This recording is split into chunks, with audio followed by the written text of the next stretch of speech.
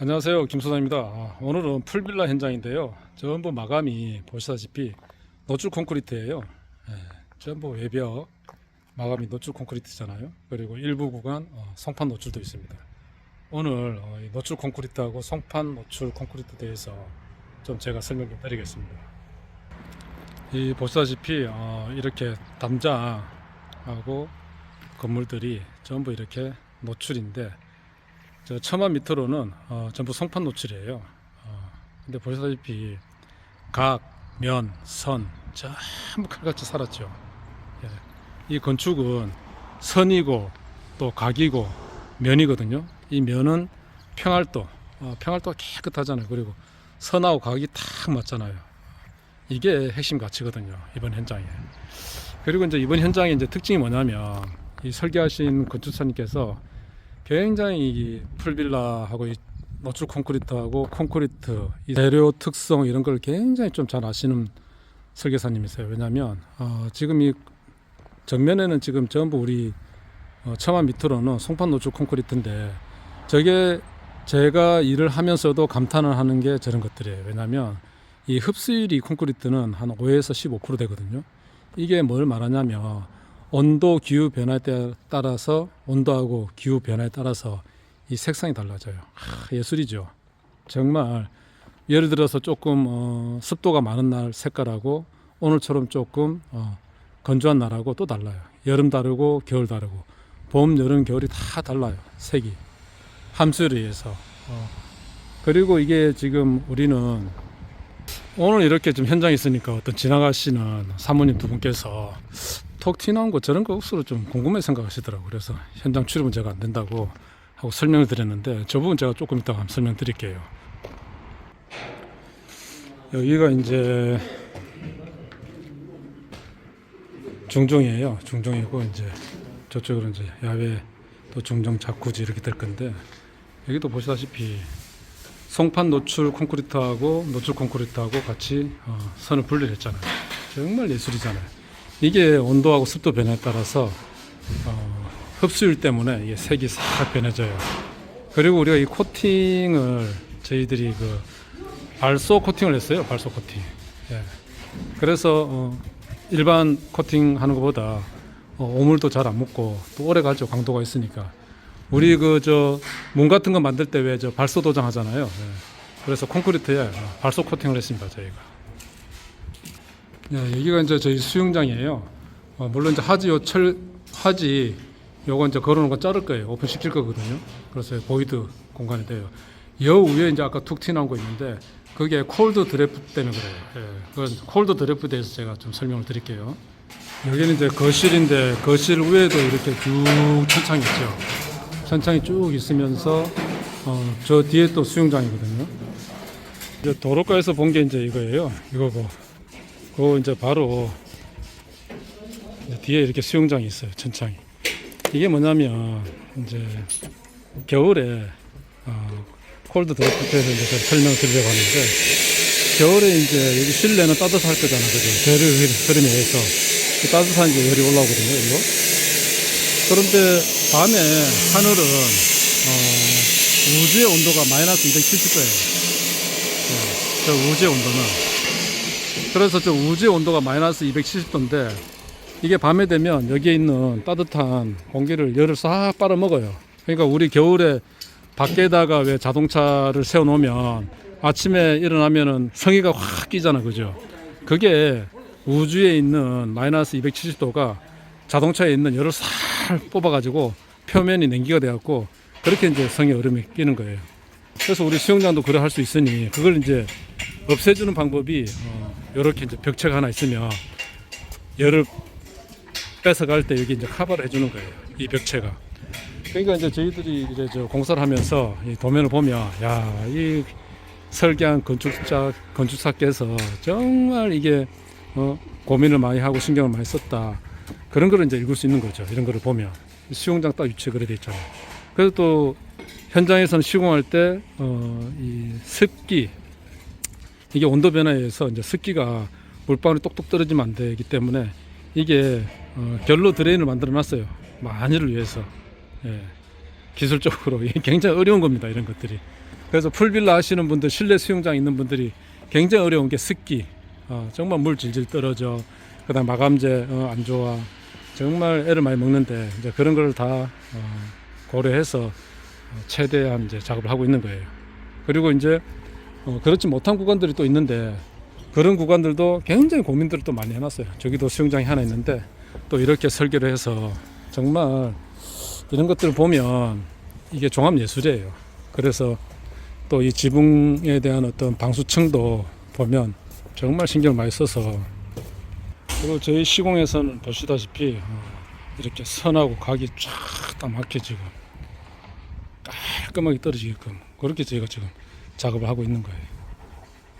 여기 옥상 파라펫이거든요. 저희가 콘크리트를 이렇게 탁 선이 탁 맞게 지금 다 해놨어요.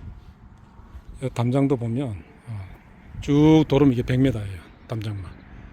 근데 선, 각, 면 정확하게 지금 맞도록 해놨죠. 이쪽 면 담장은 저 앞에서부터 해갖고 쭉 보면 70m 정도 돼요. 네, 이 담장이.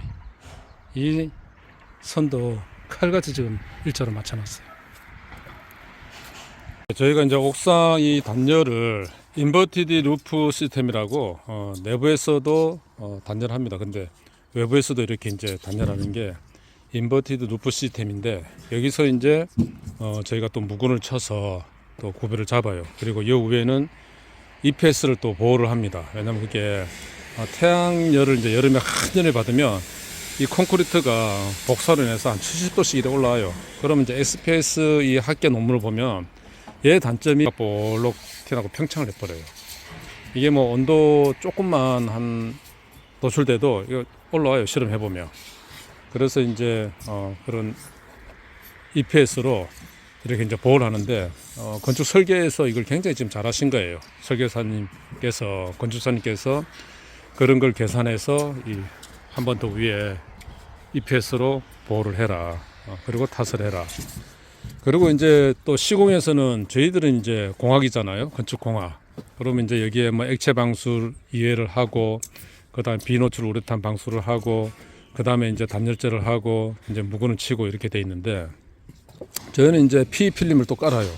비노출 우레탄 방수를 하고 나서 이렇게 PE 필름을 다 깔거든요. 좀 올려가지고. 예, 그게 뭐냐면 이 콘크리트 선평창 계수라고 있는데, 이게 여름하고 겨울에 수축 평창하는 계수예요. 그럼 이게 지금 우리는 여기서 옥상이 한 26m 되거든요. 26m인데 콘크리트 선평창 계수가 1 곱하기 10의 마이너스 5승이에요. 그러니까 즉 26m면 2.6cm가 여름에 늘어났다, 겨울에 줄어들었다, 수축 평창을 해요. 그래서 그래 따지면 어떻게 되겠어요? 이 비노출 우레탄 이게 신율이 그만큼 2.6 나누면은 뭐 1.3, 1.3 이렇게 신율이 있어야 되잖아요. 근데 현실적으로 뭐 3mm, 5mm라거든요. 그래서 PE 필름으로 그걸 또 보호를 하는 거예요. 얘는 내구성도 있고 내수성도 굉장히 강해요. PE 필름이. 플라스틱이잖아요, 이것도. 폴리에탄이니까. 그래서 이 PE 필름을 저희가 시방에 없어도 까는 거예요. 그래서 이제 콘크리트 선평창 계수를 계산해서 이렇게 하는데, 근데 이제 이게 우리는 단열재로 다 이제 덮었잖아요. 그러면 콘크리트가 수축 평창을 안 해요. 그래서 이렇게 인버티드 루프 시스템으로 하는 거예요. 이걸 우리나라 말로 뭐 역지붕, 뭐 방수 이런 식으로 표현을 해요. 그럼 이제 이게 콘크리트가 단열이 딱 되니까 수축 평창을 안 해요. 그리고 이 파라펫도 전부 나중에 다 하게 돼요. 예. 그래서 최대한 그런 선평창 계수를 고려해서 이렇게 이제 공사를 하는데, 저희가 이제 시공업체에서 이런 이제 설계 도면을 받아보면 참 정말 이 대부분 설계하시는 건축사님께서는 그냥 열 관리율만 맞추거든요. 그래서 내단열을 하고 열 관리율만 맞춰요. 근데 이제 풀빌라를 이렇게 전문적으로 하시는 분들은 좀 달라요. 이게 학과에서 옛날에 한 80년도에는 설계하고 공학 같이 배웠는데, 요즘 이제 분리가 돼 갖고 설계 따로 건축공학도 달라요. 배우는 과정들이 학과가. 근데도 불구하고 이렇게 정말 아는 거는 실력 있는 건축사께서 이게 설계를 하신 거예요. 그리고 이제 제가 누차 이야기하지만은 이게 이제 이렇게 돼야 되는 이유가 뭐냐면, 우리는 이제 수영장도 있고, 이게 수영장이거든요. 수영장도 있고, 또 저쪽에 또 건너편에도 또 수영장이 있어요. 근데 이게 단열이 안 되고 이러면 여기서 온도 변화가, 저기도 수영장인데 온도 변화가 그러니까 곰팡이가 서식할 수 있는 온도 환경이 12.6도예요. 그래서 곰팡이는 유기물을 먹고 살거든요. 그래서 청소가 안 되고 이러면 곰팡이균이 살아가지고 막 곰팡이가 생기는 거예요. 그럼 이제 그 곰팡이균이 공기에서 이렇게 떨어지면 면역력이 이제 약한 어린이나 노인이나 또 힘없는 뭐 아무래도 좀 쇠약한 분들이 마시면 폐렴, 내막염이라고 사망하는 사례도 있습니다. 그래서 이렇게 단열을 갖다가 굉장히 잘해야 돼요. 그래야지 그런 환경을 차단하는 거예요. 특히나 그 실내 수영장, 키즈 수영장 하시는 분들은 보면 한 가보세요. 곰팡이 많아요. 그렇게 하시면 안 되거든. 곰팡이가 이제 없도록 그렇게 이제 공사를 해야 돼요. 그 부분은 제가 또 수영장에 대해서 한번 또 설명을 드릴게요. 밑에서. 그래서 이렇게 작업을 하는 거예요. 그리고 이제 실내 수영장에 대해서 좀 설명드릴게요. 지금 여기도 우리 이제 현장 실내 수영장이에요. 근데 이제 실내 수영장의 가장 문제가 보면 이제 습도예요. 그래서 어떤 분께서 이제 전화가 한 번 오셨어요. 저한테 실내 수영장 하고 있는데 천장이 내려앉았다. 뭐 결로가 생기고 뭘 됐는데 또 위에 뭘 어떻게 되고 뭐 방수 석고를 치고 뭐 복잡하게 얘기하시더라고. 근데 결론은 내려앉았다. 어떻게 하면 되느냐. 그래서 이제 제가 그냥 간단하게 할 수 있는 방법을 그냥 제시해 줬어요. 그 상황에서. 왜냐하면 이게 굉장히 복잡한데 제가 이제 우리 현장 기준에서 제가 말씀을 드릴게요. 우리 현장 기준에서 이거 이제 포화 수증기 양이라고 있어요. 우리 현장 기준에서 계산하면 우리 현장 기준은 지금 온도가 29도, 실내 온도가 29도로 우리 수용을 하니까 그 기준을 하면은 20.4 g/m 세제곱이에요. 그러니까 가로 세로 높이 1m, 1m, 1m에 들어가 있는 수증기가 20.4 g이거든요. 그러면 이제 이 포화 수증기 양은 또 어떻게 구하냐면 수증기 앞, 그 다음에 기체 상수, 그 다음에 이제 온도를 이렇게 구해요. 그래서 이제 제가 계산해 보니까 하여튼 우리는 20.4g다. 1m, 1m, 1m에 그 정도의 수증기를 29도의 미온수로 운영을 하면 그렇게 수증기량이 있는 거예요. 그리고 이제 그거를 이제 기준으로 해서 저희가 이제 설계를 합니다. 1시간에 그러면 한 몇 g의 수증기를 발생시킬 건지 그렇게 계산하거든요. 그러면 이제 공기에 대한 최적, 그러니까 우리 수영장 가로 세로 높이, 그 다음에 수영장 물 최적을 빼요. 그러면 공기에 대한 최적이 되잖아요. 거기서 포화 수증기량을 곱해요. 네, 그리고 이제 포화 수증기량에 이제 회전율을 곱해요. 회전율을 곱하면 거기에 대해서 이제 1시간에 이게 수증기량이 나와요. 그럼 저희들 요 지금 수영장 기준하면 1시간에 한 8g 정도 나와요. 메다 퍼 세제곱에. 그래서 이제 그 기준에서 이제 설계를 하는 거예요. 그래서 1시간에 한 8g 정도의 수증기량이 발생하니까 결로가 생기겠습니까? 예, 안 생기죠.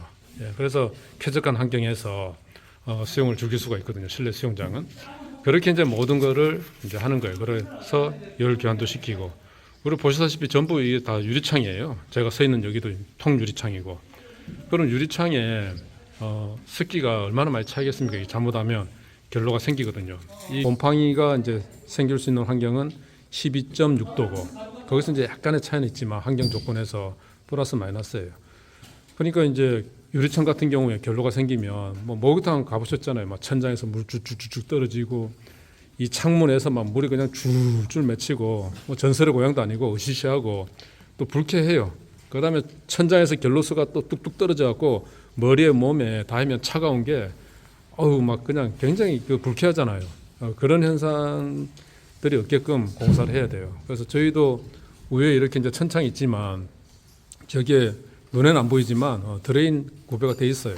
예, 과학적으로 이렇게 저희가 시공을 해놨거든요. 이런 게 설계 도면에 반영이 안 돼요. 정확하게. 근데 이거 시공을 하면서 해야 되는데 일반 건축을 전문적으로 하시는 분들은 이걸 못해요. 그러니까 물을 전문적으로, 풀빌라를 전문적으로, 수영장을 전문적으로 실내 수영장 하시는 분들은 이걸 알아요. 근데 이제 대부분 보면은 뭐 인테리어에서 맡아고 하다 보니까 못하거든요. 그래서 수영장은 꼭 전문 업체에서 공사를 해야 돼요. 이 풀빌라도 그렇고 설계도 마찬가지예요.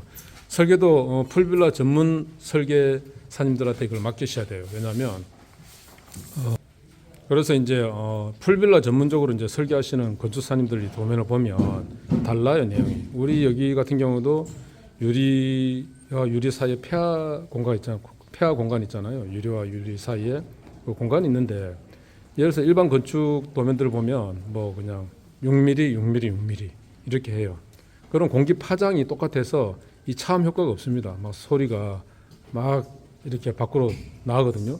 근데 지금 이 유리 이 설계해 주신 걸 보면 이 두께 차이를 벌려놨어요. 그러다 보니까 공기 파장을 변화를 시켜 놔갖고 차음 효과가 있게 해놨어요. 그러니까 수영장에서 떠들고 놀고 소리를 질러도 밖에 어느 정도 차음이 되도록 방음하고 또 차음하고 또 달라요. 근데 우리 내부에는 또 방음하고 차음이 될 수 있도록 콘크리트 구조에서 또 그렇게 설계가 되어 있고 이 유리는 유리대로 과학적으로 최대한 공기 파장을 없애가지고 최대한 차음 효과를 줄이고 이렇게 지금 설계가 되어 있는 거예요. 그래서 풀빌라를 기획하고 계시는 분들은 정말 풀빌라 전문적으로 설계하시는 건축사님들께 맡기셔야 돼요. 제가 일반 건축사님께서 설계한 풀빌라도 해봤는데 많이 좀 달라요. 네. 그리고 이제 이 수영장의 이제 온도 조건도 굉장히 중요합니다. 그래서 이제 이 포화 수증기량이라고 있는데 상대 습도, 절대 습도, 뭐 포화 수증기, 포화 수증기량 뭐 이렇게 굉장히 좀 복잡한 용어들이 있는데 결론은 그냥 쉽게 그냥 이해할 수 있도록 제가 말씀을 드리면 온도가 높을 때하고 낮을 때가 있을 거잖아요. 실내 온도가. 제가 뭘 말씀드리고 싶냐면 일반적으로 이제 이 설계를 하고 현장에 가보면 잘못돼서 가보면 전부 잘했다는 데가 보면 극기 배기를 해놔요. 그러니까 외부 공기가 들어오게 하고 또 내부 공기가 나가게 하고 극기 배기 시설을 해놔요. 근데 거기서 이제 어떤 오류가 생기냐면 포화 수증기량, 그러니까 공기가 따뜻하면 그만큼 최적에 대해서 습기를 많이 얘가 먹어요. 공기가 따뜻하면 공기 온도가 그러니까 높으면 높을수록. 근데 밖에 있는 겨울에 찬 공기가 이렇게 들어오면 이 공기 중에 있는 얘가 수증기를 담을 수 있는 면적이 작아들어요. 조금만큼. 공기가 예를 들어서 온도가 높으면 많이 그냥 뭐 예를 들어서 100이라는 걸 이렇게 담을 수 있지만 온도가 낮으면 그만큼 줄어들어요. 한 20이나 30배 못 담아요. 그러면 거기서 결로가 생기는 거예요. 왜냐하면 습기를 많이 먹어야 되는데 습기를 작게 먹잖아요. 네, 온도가 이제 높을수록 공기 분자들의 운동 에너지가 이제 빨라져서 그렇게 많이 이제 포화 수증기, 그러니까 수증기를 많이 담고 있는 거예요. 그래서 이제 1도 올라갈 때마다 수증기량이 한 7% 정도 이렇게 올라가요. 그러니까 20도를 기준하면 우리가 20도에서는 실내 온기가 20도다. 그러면 가로 세로 최적에서 14.3g인가 그래요. 거의 한 14g 정도 되거든요. 20도 기준일 때. 근데 여기서 온도가 이제 1도씩 올라갈 때마다 여기 14g에서 7% 정도 이렇게 올라가요. 그래서 이 수영장이 딸린 풀빌라, 특히나 실내 수영장 이게 굉장히 어렵습니다. 그리고 이제 또 실외 수영장도 굉장히 또 어려워요.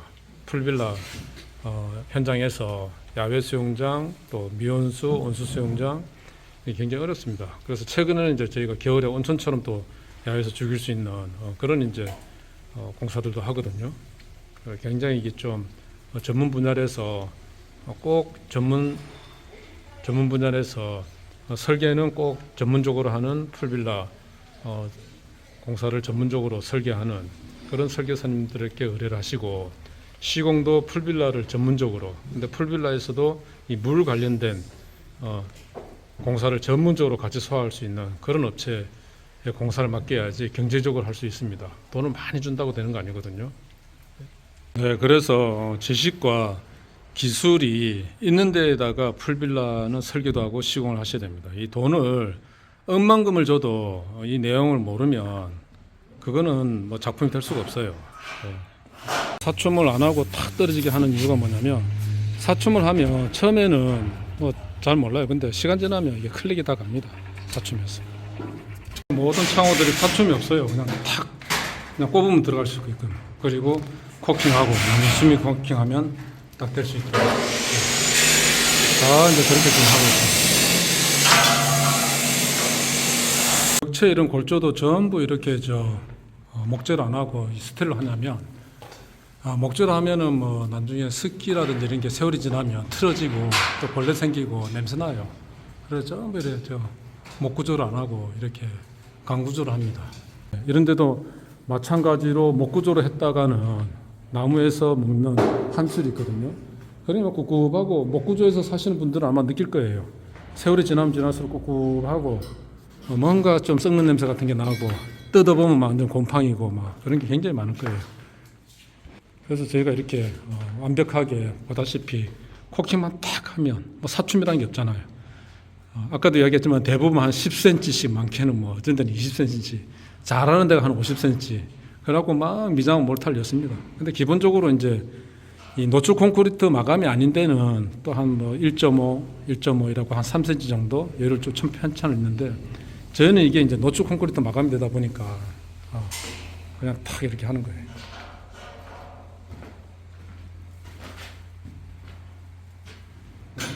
여기도 이렇게 천장하고 미닫이라죠. 그냥 거푸집 떼내고 합판 떼내면 이렇게 미닫이 나오거든요. 그래 송판 노출 다 끝낸 거예요. 여기 이제 골조 하지 잡으려고 쭉 이렇게 다 해놓은 거예요. 기초 지금 작업해 놓은 거예요. 그래서 이렇게 이제 노출 콘크리트로 마감하는 현장이 굉장히 힘들다. 그리고 이거를 설계하시는 건축사님도 굉장히 디테일하시게 설계를 잘했다. 정말 예술적으로 잘했다. 그래서 이게 완성되면 또 제가 공개를 하겠는데, 저 보세요. 저 창문들도 지금 딱 꼽으니까 딱 맞게 떨어졌잖아요. 코킹만 딱 하면. 예. 그러니까 이게 작품이 나오는 거거든요. 선하고 각이 탁 맞고. 그래서 이게 일반 그 풀빌라 지금 뭐 장사 뭐 예약률도 많이 안 나오고 굉장히 다들 어려울 건데, 1세대 뭐 2세대 지금 이제 3세대 이제 4세대까지 가는데, 이게 되는 데는 좀 내용이 달라요. 이렇게. 근데 안 되는 데는 다 그냥 옛날 방식이에요. 이건 이제 자기 입장에서, 운영자 입장에서 돈 싸게 들이면 좋은데, 고객 입장에서는 좋은 데서 이렇게 한번 느껴보려 하잖아요. 이런 시스템 서비스를 한번, 고객 입장에서 서비스를 좀 좋은 데서 이렇게 서비스를 한번 누려보려고 하시잖아요. 그죠? 그러니까 이게 투자가 좀 어느 정도 기본적인 투자가 돼야 돼요. 이거 보십시오. 선하고 각이 착착 맞잖아요. 예. 각이 탁탁 맞고. 근데 일반 그냥 대충 뭐 싸게 들여가지고 대충 하면 그 무슨 사업이 비즈니스가 되겠습니까? 그리고 이제 건축 설계하시는 분들도 굉장히 다양하잖아요. 예를 들어서 이렇게 풀빌라를 전문적으로 하시는 건축사들이 있고, 또 주택 상가를 전문적으로 하시는 분들이 있고, 굉장히 다 다양해요. 근데 풀빌라는 정말 전문적으로 하는 업체에 설계를 하셔야 돼요. 안 그러면 뜯고 뿌고 하다가 돈 다 들어갑니다. 예, 이렇게 디테일이 잘 나오면 일하기도 굉장히 쉬워요. 예. 시공업체에서 뭐 스펙 보고하고 시방만 잘 나오면 굉장히 좋잖아요. 근데 또 시공 능력이라는 게 있는데, 시공업체도 풀빌라를 전문적으로 하는 업체에서 해야 돼요. 이 물을 또 알아야 되고, 습기를 알아야 되고, 이 공기 중에 이 1 가로 세로 높이 메다 세제곱 서큐메타라죠. 거기에 17g의 그 습기가 들어가 있거든요. 그런 걸 이제 알고, 또 열 환기, 열 교환 이런 걸 또 해야 돼요. 공기. 뭐 기밀성은 있는데 공기가 또 쾌적하면 안 되잖아요. 그래서 저희는 이게 설계에 다 그게 반영이 되어 있습니다. 자고 일어나면 굉장히 열 교환이 다 되어 있어가지고 쾌적하게 일어날 수 있는 그런 환경이 되어 있습니다. 그 현장. 다음에 한번 또 제가 좀 마무리가 되고 하면 또 한번 영상을 한번 올릴게요. 감사합니다.